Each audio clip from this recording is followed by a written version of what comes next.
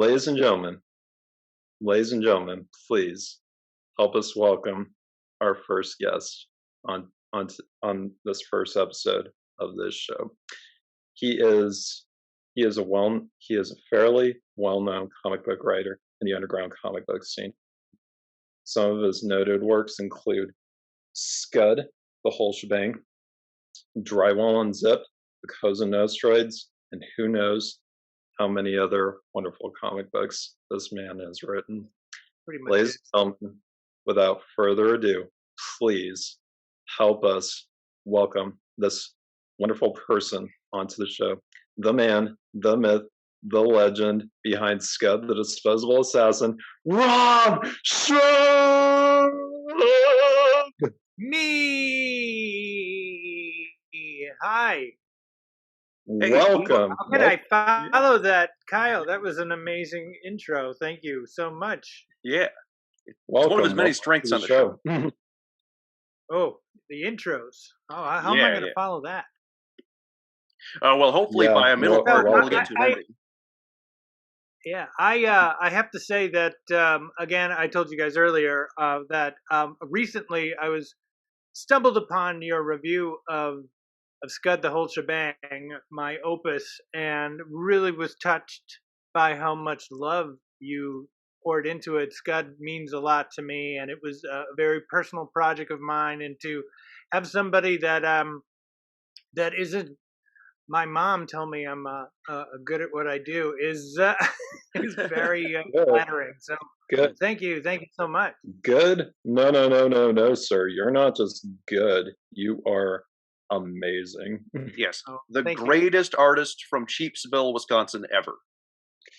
Sheepsville? Yeah, that's what it says. That's what it says your hometown is when you search Rob Schrab hometown. Sheepsville. I'm serious. I'll show you. Please do. Is that where actually, or is it somewhere else? Mayville is my hometown. Yeah. Okay. Somebody. All right. We've been pranked live on this recording here by someone on Wikipedia. Vandal. Hopefully, someone will decipher their bit, and it'll be funny. Yeah, I hope so. But well, Mayville is where I'm from.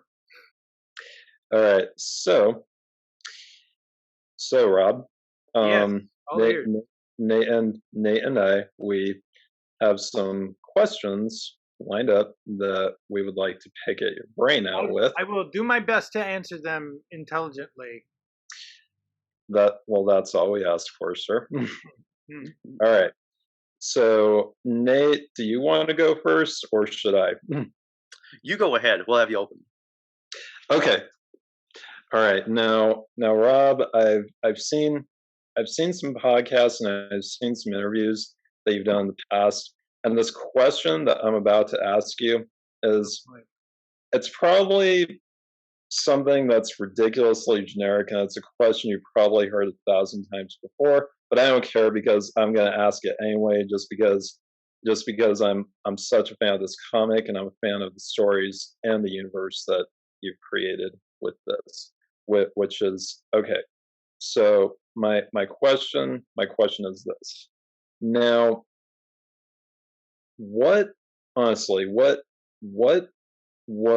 your inspiration and your muse behind creating this amazing character, this story, and just this wonderful assortment characters? Because I mean, let's be real here. Somebody like Todd McFarlane or Stan Lee, in their wildest dreams, probably would have never thought to create something like this. So, like, no, they created something successful and incredibly popular. They would never have thought. But isn't success though in the eye of the beholder though? True, very true. Very, very true, Kyle. Well, Scud, I was never inspired by other comic books. I mean, some comic books. I liked more independent comic books than superhero comics, like Marvel and and what Todd McFarlane did. You know, I appreciated and I respected what they did, but I wanted to do something different. When I drew, I wanted it to feel animated. I wanted it to feel cinematic. Mm-hmm. I was inspired by Eon Flux. Do you guys know of Eon Flux from Liquid Television? Yes, yeah, I do. It had an animated show on MTV for a while. Right. And so that was like out there, and Ren and Stimpy was out there, and Mystery Science Theater just hit the map. And did you just burp? No, I'm wait, are you talking to Nate or me? It's talking to you. I thought, did you burp? Or? I was just laughing because the fact that you were inspired not just by Mystery Science Theater and Ren and Stimpy. Like I mean, I'm not gonna lie. I grew up with both of those things, so it's it really inspired me. And also at the time, like a lot of Hong Kong action films, like stuff from John Woo and Jackie Chan, they were coming. They were getting to America by way of VHS and underground trading and things like that. That I was always a part of, a huge VHS fan, and still am to this day. And I love pop culture. I love drawing. I love telling stories with drawing. So when I did Scud, I kind of said, "Fuck it, let's just put everything I love into it." And I wanted to create a character that was fun to draw and easy to draw. So he was very simple. I wanted him to be like Spawn was huge back then and still is, and but was very dense and detailed. And I wanted to go the other way. I wanted to be more graphic, more simple. And so I that's kind of dictated how Scud looked. And as far as Scud's personality, I just kind of put a lot of myself into Scud. That's why it's so personal. There was a lot of stuff that I was going through, but I put a lot of myself into it just because I didn't know really how to write yet, but I had a lot of passion for it. And I always believe that if you have like something in your head that's either making you depressed, making you happy, making you scared, anxious, or whatever, to put it into your art. It's a way of getting it out of your system and making all that anxiety worth it. If you're scared, if you're angry, if you're upset, put it into art, and it'll probably be, you probably won't be upset by the time you're done working with it. And you actually there's some upside to the pain that you're going through. Not that Scud is painful or depressing. It has its darker moments, but I just like making myself laugh, making my friends laugh, and that was just really it. You know, that's pretty much it with Scud. Yeah, it's hard to kind of go, well, this is what it just was an evolving thing. I just put the pen down, started drawing, and just figured it out as I went along. Yeah, I got to say, it seems like that. In that case, it's fully realized because the entire comic book feels very much like it's like it is being developed that whole time. But I think I said this in the video. The ending sometimes, because I've read bigger, more like a series with that had a lot of creative freedom to it, that had an ending that didn't work out as well, or it wasn't quite. They had a lot of fun in the middle after they got it off the ground, but didn't figure it out. And for Scud, like, you stuck the landing on that perfectly. Thank you. It's such a great, like, yeah. Oh yeah, for sure. The ending. I'm pretty proud of the ending, just because it was something. Because I did work on it for like about 5 years, over 5 years, and then I just hit a wall creatively with Scud and took off and started working in the entertainment business, writing scripts and directing and working with my heroes and having a blast. But Scud remained unfinished for 10 years, and it was mostly because I kind of painted myself into a corner, and I was like, I don't know how to finish it. and you saw like in that time I saw like the Star Wars prequels come out and them being very disappointing, and so many reboots and remakes, and going, gosh, it's impossible. Nobody can really do it. And it wasn't until I saw uh, what Russell T Davies did with the Doctor Who reboot and how magical and perfect it was. And I was a huge Doctor Who fan growing up as a kid, and when I heard that they were rebooting it, and I was like, don't touch it, it's perfect, you're gonna screw it up, we already tried to do it with the TV movie in the 90s and that sucked, oh, don't do it. And then they did it, and it actually was pretty awesome. It was actually really good. So I was inspired by that to go back and do it, to finish it. There's a bunch of other things that were involved. There was when Monster House, a movie that I wrote with Dan Harmon, that came out, and people were like reaching out to me on social media and just my website saying, "Oh, I remember you did Scud. Whatever happened to Scud? Did you ever finish that?" And a lot of people were going, "How come you never finished it?" And I got tired of explaining myself, and I finally was like, I am going to be, an image actually came to me and said, hey, a lot of people love Scud, you have all the books. How about we'll reprint all the books. So we'll put a nice cover on it, and then you'll have like a trade paperback of all of Scud.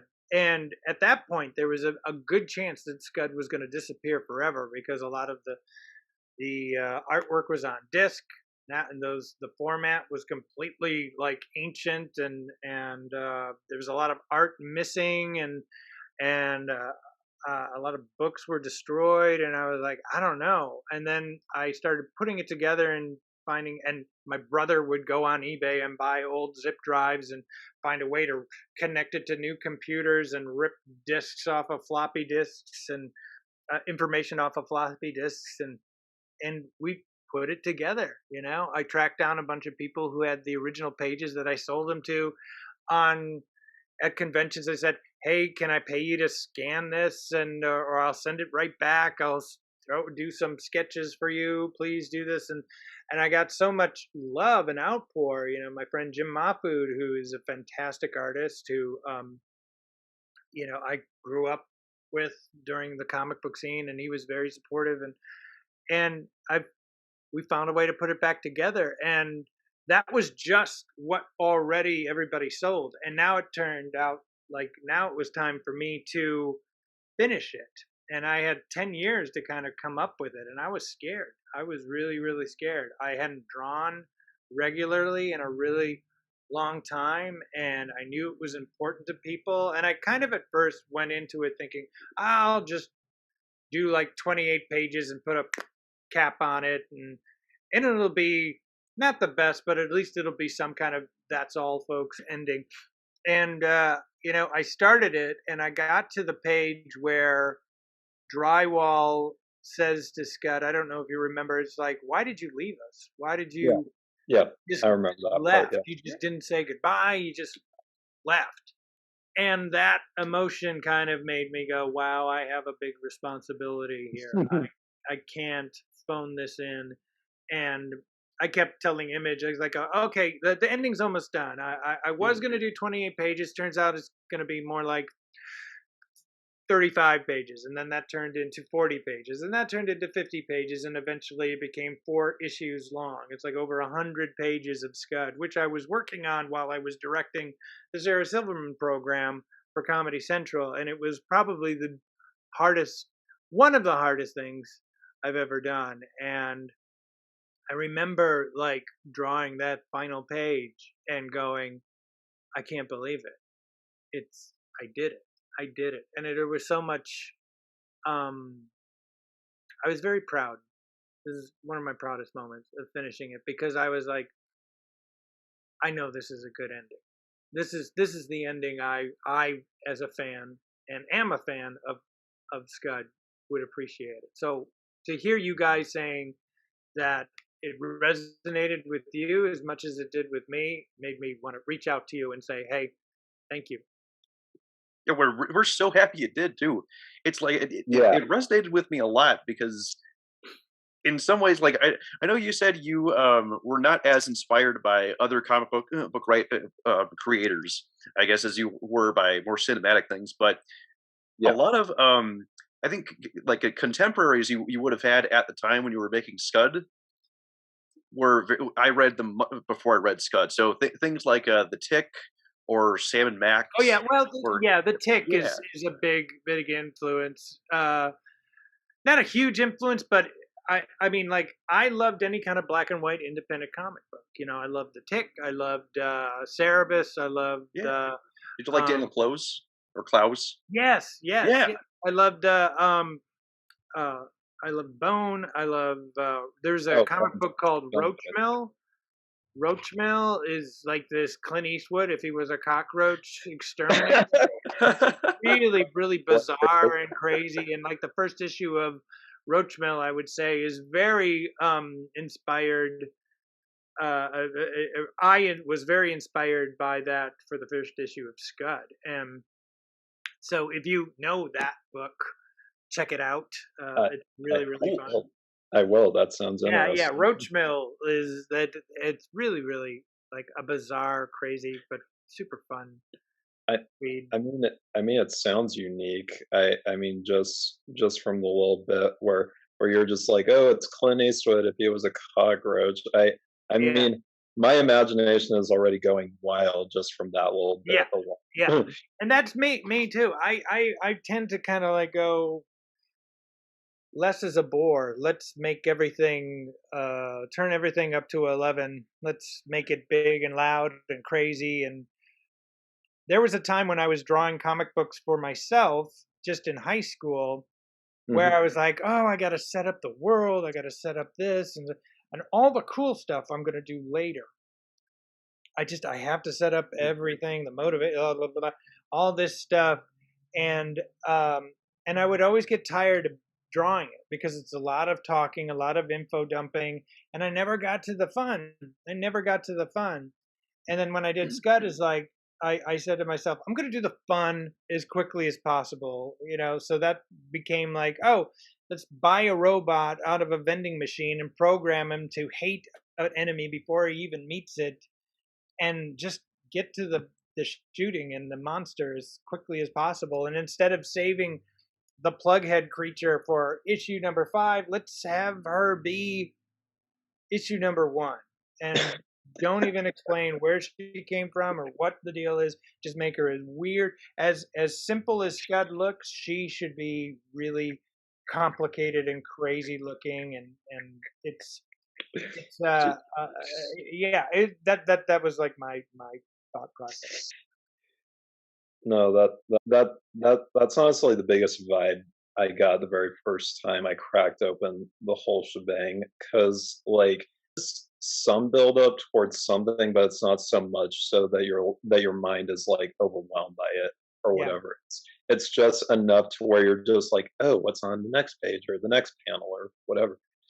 the goal was to say how can I tell a story without talking as much as possible. Let's because I like Eon Flux was so great because there was like no talking in it. Those are first original shorts that were on Liquid Television. I was just like going, what is this world? Obviously, there is a method to the madness. There's got to be some backstory to this, and I'm finding out a little bit at a time. But I'm here for the action and the craziness, and I wanted that to be like the method in Scud too. I wanted it Mhm. to be crazy, and I come from an improv background, Oh, so we when we do improv, we kind of just yes and just keep moving forward, and there's a stream of consciousness, but it works best if you circle back to it. Which that was the beginning of me understanding story structure, which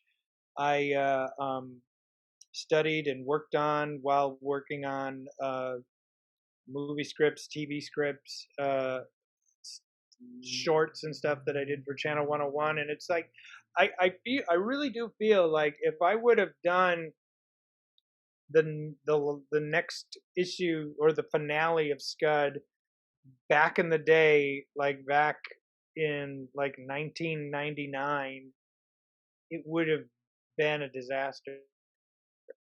I don't think it would have been a very satisfying conclusion.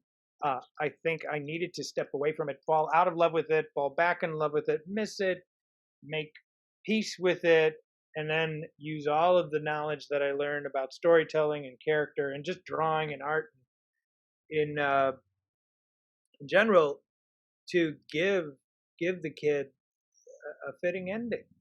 Really, I mean, I really felt like there was no way Scud was going to end properly unless I learned how to be a good writer. Like Scud has some really fun moments in it, but it's also got some not so great moments in it, and it has a lot of dated humor in there that I'm not too proud of, but there's a lot of stuff in there that I just love. The big beats that people love, the emotional beats that people love, the art that people love. I love it as much as you guys do. I think Dan Harmon is credited as writing some of Scud. Is that true? Oh yeah. Like yeah. I started it off, and then Monday Carter helped me out with the second and third issue.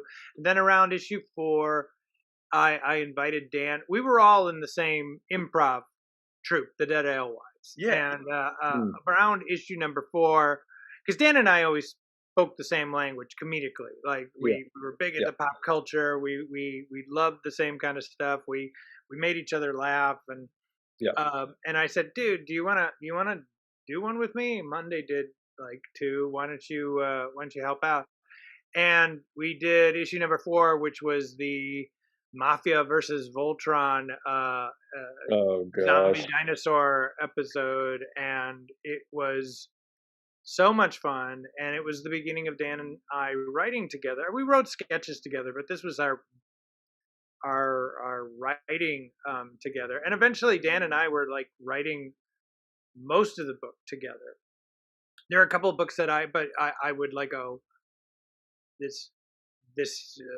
going to write this one myself, and then he would write it. Eventually I got Edvis to illustrate La Cosa Nostra, and I said, do whatever you want. You're a genius. Go ahead and do it. And they did like, I believe 9 issues. Of course, that never got completed either. We both kind of walked away from comic books at the same time for different reasons, but walked away at the same time. But that we really learned how to write together, work together. We learned from each other. We learned what we disliked about each other, what we loved about each other, and it was the beginning of everything. Cool. And as far as like the process you describe of how you wrote the books, of largely following how you felt about it at the time, and following a streak of energy, and then drawing around it, and then writing to it as well.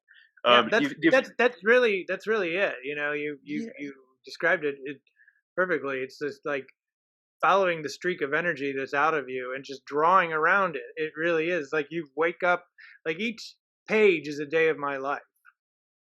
So on some days I'm happy and some days I'm not. And I can go through that book and go, oh shit, this is right when I got a phone call. This is when I was having a fight with my girlfriend at the time. This is where they said you're not going to write the Scud movie. This is where Scud movie fell apart and it's not going to happen. This is where you found out the video game is going to be made. This is where you found out that the platform took a shit. So on the page, your emotions were basically playing out, right? Yeah, and I think that's like any true artist does that, whether they do it consciously or not. I feel like because you can't turn. I mean, your hands are doing the mechanical work of drawing. And when you draw enough, you kind of don't think about it. It's more instinctual. It's like jazz, it's like music. It kind of feels right, and you kind of do it instinctively. But that gives like your brain nothing really to do for 12 to 13 hours a day except think and pick apart stuff. And there's a lot of voices in your head sometimes. Most of them are telling you, stop doing this. Nobody likes your book. You're a shitty writer. You're a shitty artist. Stop it. But if you can tell that voice to go, shh, I'm working. Stop it.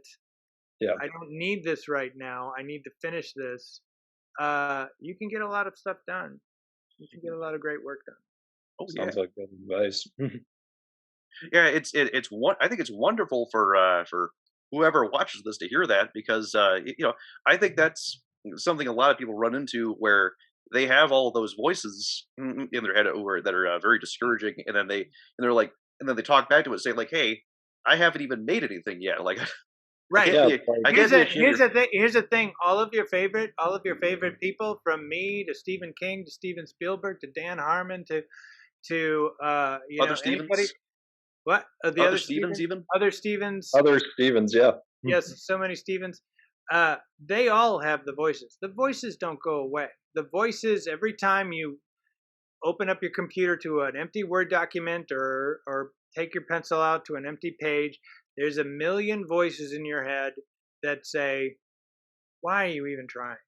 Like, you're done. This is going to be a waste of time. Why don't you just eat a lot of food, sit on your couch, and watch TV?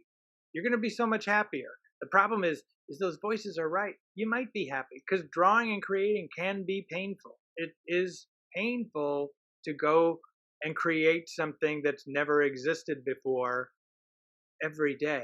It's really, that's your job.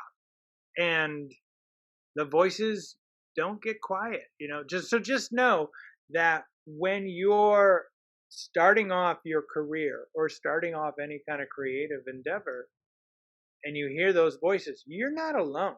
Every creative, I don't care who they are, they get those voices, and you have to learn to talk to that voice and go, okay, what do you want? What are you trying to do?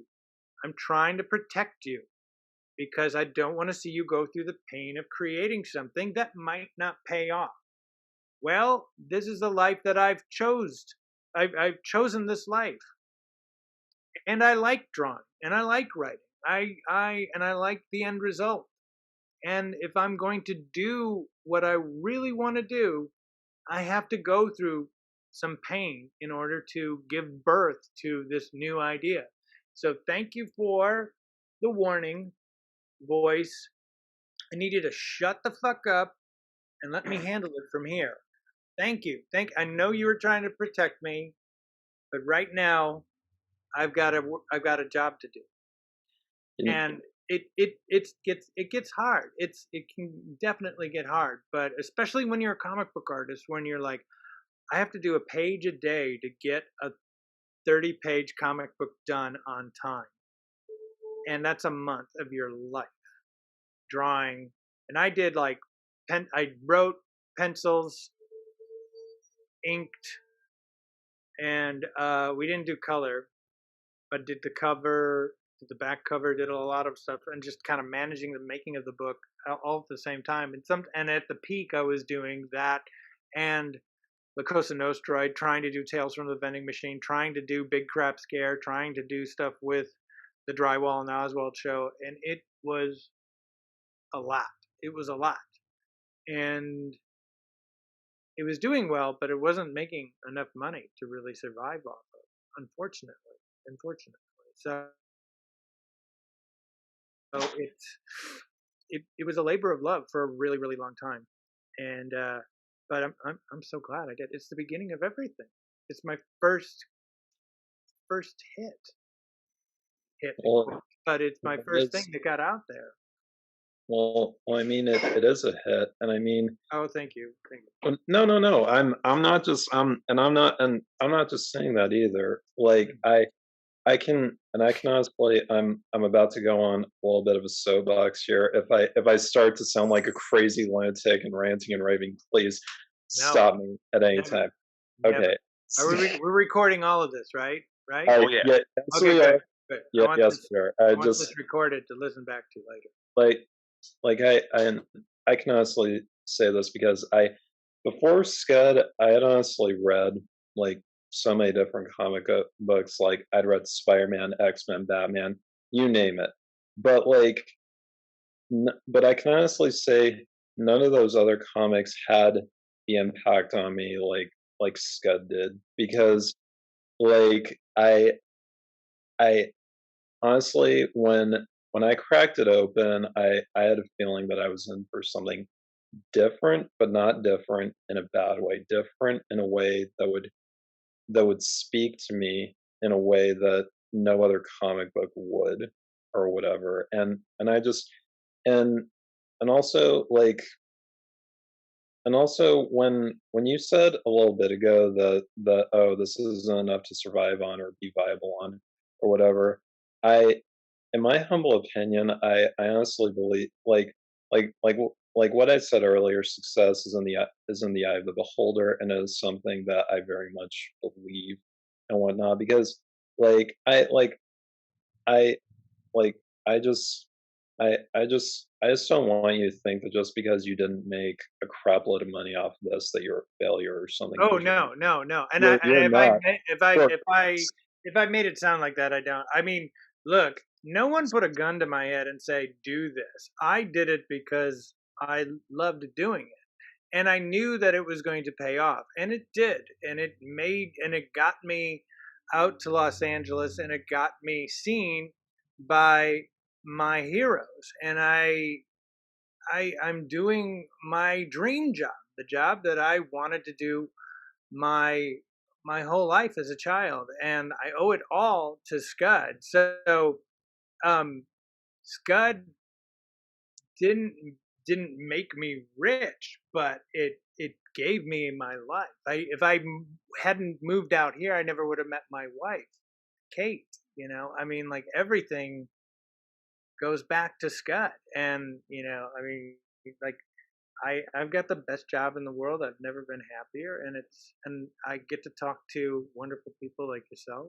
And Oh, if you guys are inspired by it, and anybody who's watching is inspired by what I do, that's payment enough. Money will be spent. I mean, I wasn't like a homeless person.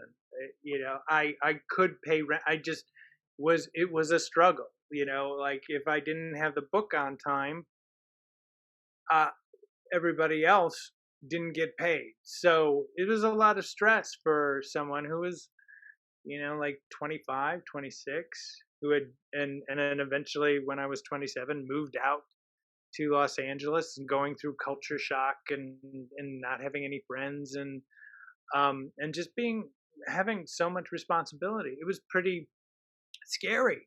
And eventually I did walk away from it, but I had to come back to it. And it was because of people like you. I couldn't let the fans down. There were so many fans that were disappointed that I gave up, and I was disappointed that I gave up on it.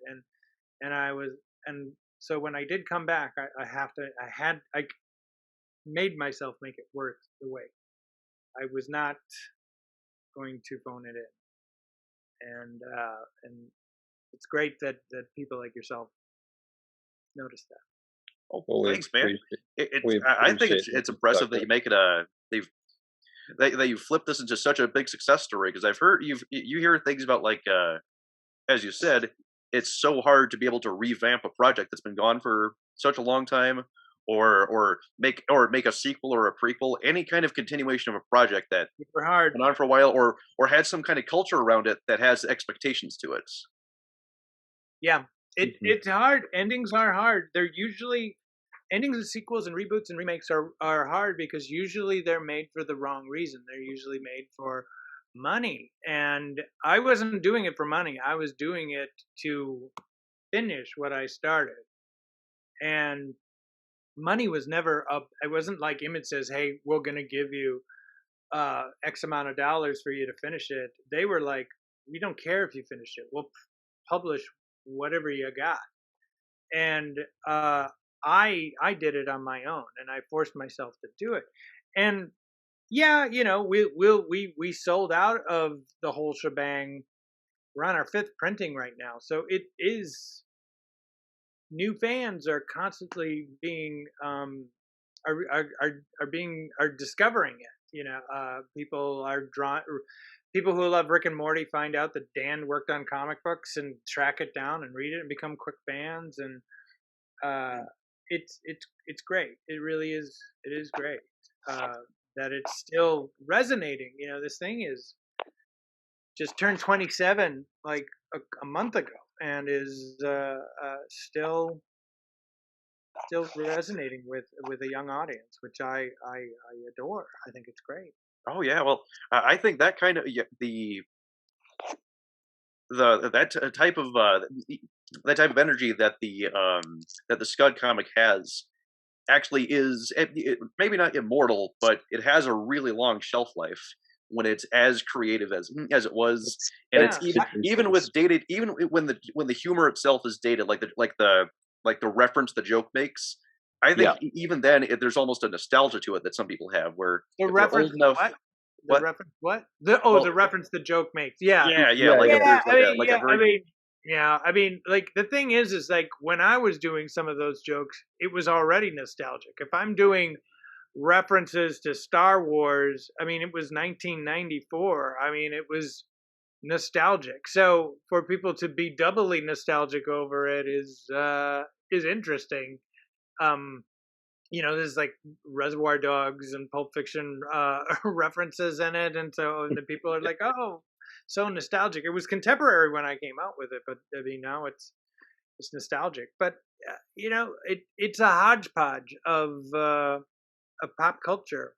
It's just everything. It's the ideas like pop culture, media, commercialism, capitalism, just all over the place, and surreal. And I just love drawing weird stuff. I don't know. Maybe there's something wrong with me. probably, but I mean that's the. If there's something wrong with you, then there's something wrong with us for enjoying it. Well, then maybe we're all right. Maybe everybody here is the only sane people. Maybe that might be. I had another question too. This is it's a little bit related to what you were saying earlier, but doing a bit of research for the interview, I listened to some of your episodes of Harmontown from years past, and I remember Dan Harmon in those bringing up some stuff he talked about previously, where he would talk about the Joseph Campbell story. Oh yeah, that he was it seemed like he was obsessed with that a little bit. And, definitely, yeah. But I remember what you talked about a minute ago about speaking to the negative voice, like having a dialogue with it that becomes productive creatively. That's more related to Carl Jung's shadow, like the concept of the psychological shadow. Yeah. Yeah. Well, the thing is that what we tend to do when we hear that shadow voice, that what RuPaul calls like the internal saboteur,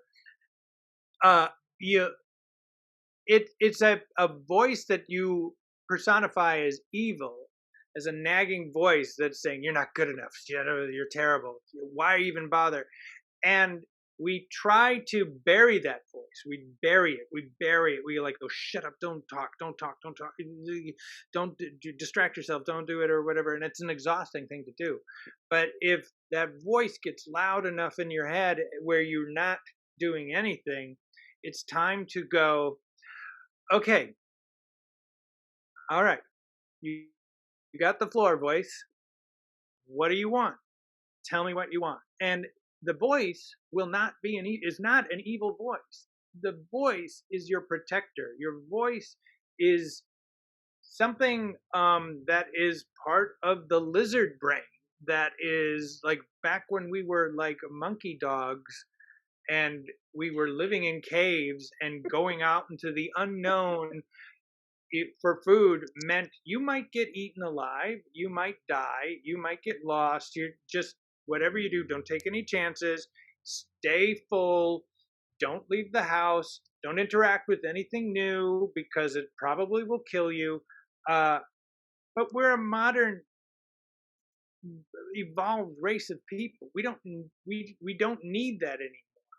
So when you have those voices talking to you, you have to befriend it and go, look, I know you're trying to help me. You're like your parents, it's a parental voice. A lot of us find that is like the voice of their mom or their father, like saying you're not good enough. They're not hateful. They're just trying to protect. I just don't want to see you get hurt. Don't date that girl. I don't want you to get hurt. I don't want you to get heartbroken. But mom, I'm gonna get heartbroken sometime. I like this girl. I'm going to do it, So the warning is there, but if you befriend it, you can get a lot done.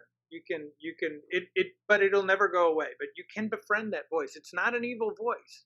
That internal saboteur is, like RuPaul will say, give it a look, go, okay, interesting. I'll put that in the mix with all the other information that I have that, yes, I might fail, but sometimes I'll succeed. The best bit of my favorite advice that I heard that I don't remember where I heard it from, but I think about it daily is you can't win them all.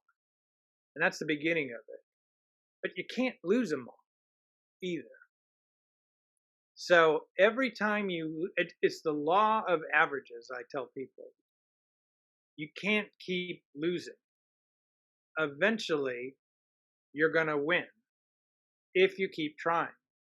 It's just, if the universe is random, eventually you're going to win if you keep trying. The only time you lose is when you stop. So if you can befriend the voice in your head to tell you to stop doing anything, and you can keep going, you're going to win. You're going to win. It's just a matter of time. If I told you, okay, what's your dream? Kyle, what's your dream to do? Do you want to write? You want to direct? You want to act? What's your dream? I want to turn this YouTube channel into such a success that one day I can just walk into my job, put in my 2 weeks, and be like, you know what? It's been real, but there's this other thing in my life that requires my attention more so than this. So what if I told you that will happen? It's guaranteed to happen, but you're going to have to make 546 episodes before it happens. Would you do it? Bring on the episodes. All right. So now, these have to be good episodes. Yeah. They can get good. Yeah. Yeah. You can become an expert at anything if you do it 10,000 times, 10,000 hours of anything. I mean, that sounds like impossible, but it's a finite number. You can become an expert at anything if you do 10,000 hours. Yeah, Maybe 10,000 times. I would even say it's 10,000 times. If you do 10,000 push-ups, you're going to get strong. If you draw 10,000 pictures, you're going to get good at drawing. If you do 10,000 YouTube videos, interviews, you're going to get pretty good at it. Yeah. You're going to get great at it. Yeah. I got to know just this one thing.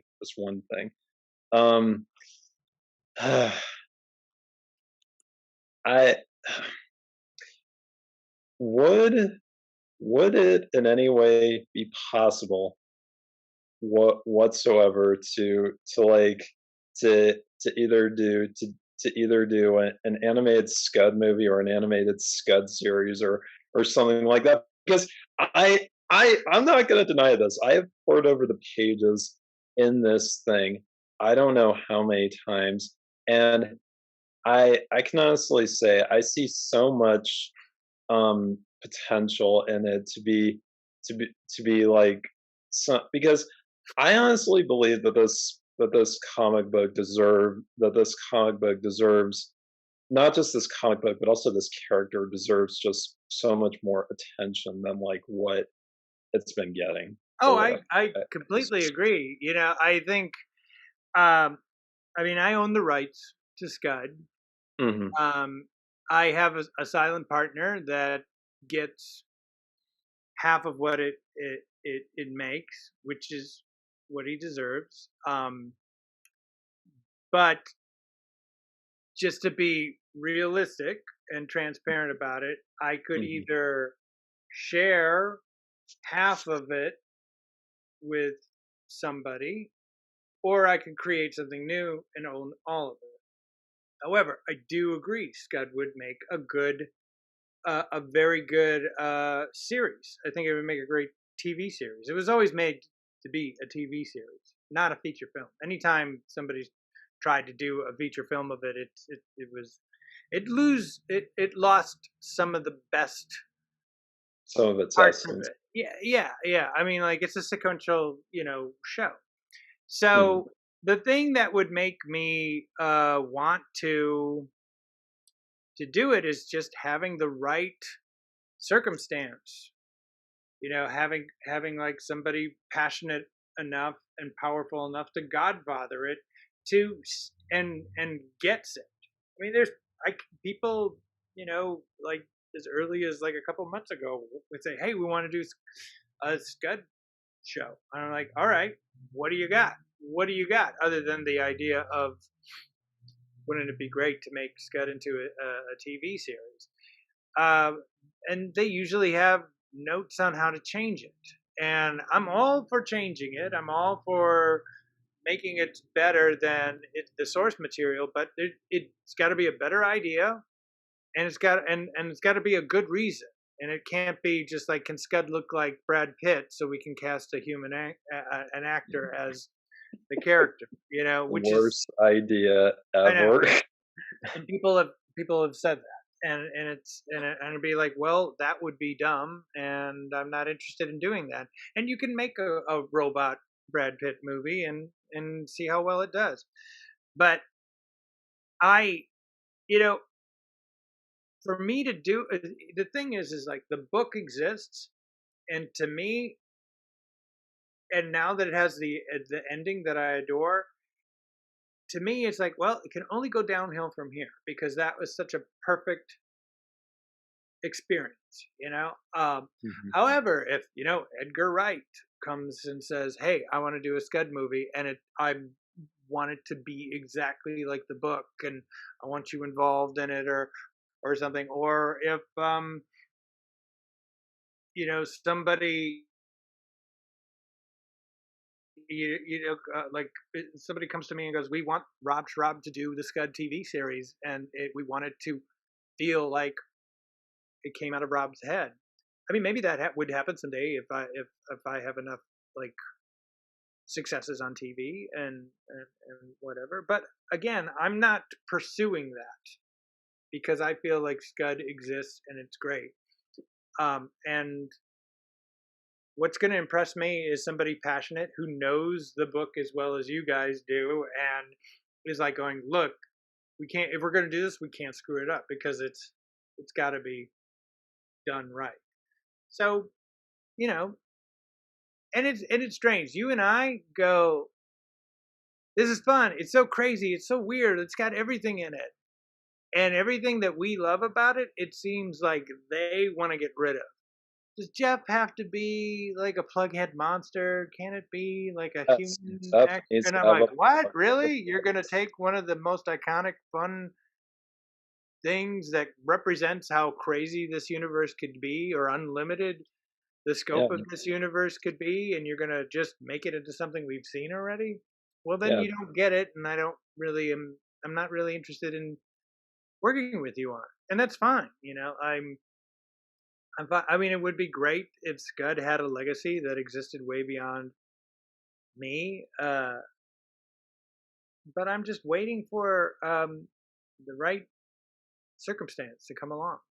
But again, I'm not pursuing it because I'm very satisfied with where it is right now. Every time Scud has gone beyond my control, where there's like shocker toys and the action figure and the video game being kind of mediocre, they've been all disappointments. They've been all really, really big disappointments, and I'm very gun shy about trying it again. And somebody's going to have to really convince me that I'm not going to get screwed over by this, or Scud's not going to get screwed over by this. So, if you're watching, I'll listen to anybody, but you're going to have to really impress me that you're the way to go. Yeah, to all the high-powered movers and shakers in our YouTube comments. Right. Have something good for Schrab. Send us your audition video first. We'll tell you if it's good. Yes. As sort of a liaison now. Yeah, we will look over it thoroughly and we will judge accordingly. Yeah. Right. Yeah. Rob, this is my final. Actually, this is a question that I think Nate and I both have in our heads for you, which is this: Rob, how in the world did you find not just the channel that we're on, but how did you find the video of Scud that we made? Like, I'm like, Nate and I are genuinely curious about how that happened. Well, Scud, like I said, turned 27 earlier this year, and I was on YouTube and I was looking for, because there's been some fan videos and reviews and stuff that I was kind of wanted to repost during that time, because I was like just kind of celebrating Scud. I was like, oh, somebody made an animated Scud film, or somebody reviewed Scud and had some great things to say about it, or here's a old commercial for the video game, or here's a clip of me in a comic book convention that oh my god, that's really embarrassing, let's laugh at that for a bit, and I just typed Scud the Disposable Assassin into YouTube, and you guys came up, and I was the first episode on your show, I believe, right? Yeah. And so I watched it with Kate, my wife, and I go, this is really touching me. Like this, I found this to be very, very sweet and very earnest, and that's why I don't know if I reached out to you or you reached out to me, but I wrote in the comments, what a great interview, and I reposted your the video on Facebook or whatever, and I think Kyle, I think you wrote and said, "Hey, I reached out to you on Messenger just because, here's the thing: I didn't even think, never in my wildest dreams did I think an interview like this would ever happen, and so I just messaged you on Facebook just to say thanks, and so the fact that this is even happening right now, like, here's the thing. Even back in February when we were working all this out and whatnot, like, I am still my brain is still processing the fact that all of this is happening right now. Well, thank you for reaching out, Kyle. I really appreciate it. And to be honest, talking to people like you and seeing videos like that helps quiet those voices in your head that tell you, like, you're no good, you can't finish it, why do it? And I can just like go, well, these guys said I could do it, so shut up, like, thank you, but listen to what's your show's name? Comic Cave. Yeah, listen to Comic Cave. Listen to an episode of Comic Cave Voices. They're gonna tell you that you're wrong. Yeah, they've been right every episode. Watch your Superman Red Sun video too. I was correct about that. Every episode so far. Yeah. Well, we're getting close to time here, but I wanted to just thank you guys for reaching out, being so kind, being so appreciative of something that means a tremendous amount to me, and I wish you good luck on Comic Cave, and Kyle, keep doing episodes. It's possible. You just have to keep on doing them, and the voice in your head is going to say you're never going to make 10,000 videos. It's impossible. It's not impossible. You could. You just got to start today. Thank you. Thanks so much for your time. Okay. Thank you. Yeah, thank you for your time. We from the bottom of our hearts, we really do appreciate this. Oh, 100%. We'll plug your social media stuff and your YouTube channel in a sec, because I know Rob, you're selling. I don't know if they're still being auctioned, but on eBay I saw that you're selling some scud prints and things like that. Oh yeah. I have so many scud books that I'm trying to move because they've just been sitting in my storage since the 90s. So I'm trying to get them out to the people. So I've been selling them. I just reduced the prices to $3 a book. So you can, and there'll be plenty to go around for everyone. So yeah, if you don't mind directing people towards my eBay page, that would be. Oh man, yeah, absolutely. For anybody interested in that, we will leave a link in the description below. For everybody to click on. We'll put Rob Schrab's Twitter on there, his YouTube page, where his reposts that you mentioned earlier are on there. Him at conventions, some of the animated shorts that are on there. If you're a fan of Scud or just Schrab in general, go on there. Like, see some of his earlier videos, like from years ago, of just his comedy skits, still really funny. Absolutely. Well, thank you. Yeah. And go to schrabhomevideo.com. I'm always showing something weird, and there's another way of getting. There's a shop that'll connect you to the eBay Scud page and my teepublic page, where I do a lot of new artwork and put it on stuff you can wear and drink out of, and stickers. So check that out too. Well, that's amazing. Thanks so much, Rob. And we'll say we hope to have someone at least as great as you are for our next episode. So without further ado, from Kyle and Nate's Comic Cave and from Mr. Rob Schrab, we will say thank you for watching, and we'll see you next time. Bye-bye. Bye-bye. Bye.